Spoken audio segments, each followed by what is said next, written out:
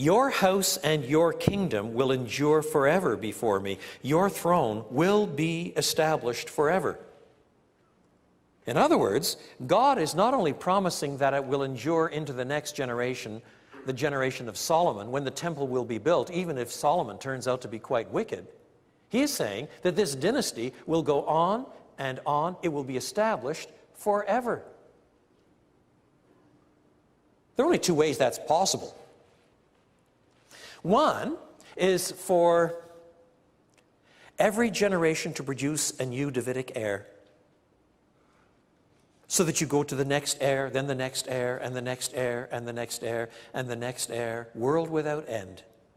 That's one way this promise could be fulfilled. There's only one other possible way. It's not even mentioned here. But if you could eventually have an heir in the Davidic line who himself lived forever, it could be fulfilled that way. There's no hint of it yet here. This is about 1000 BC, this promise. And it leads to a number of other promises to Davidic kings across the centuries. Most of us, I'm sure, have listened to Handel's Messiah. Handel's Messiah cites Isaiah 9, writing in the 8th century.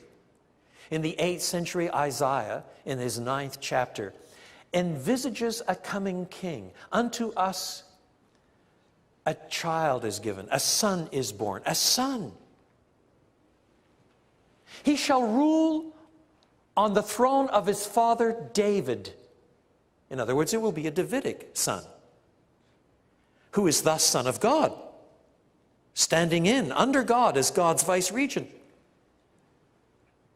Of the increase of his kingdom there will be no end. And then we're told, he shall be called the Wonderful Counselor, the Mighty God,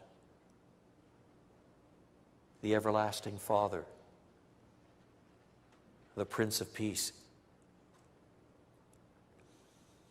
I don't imagine that Isaiah himself fully understood all of that meant.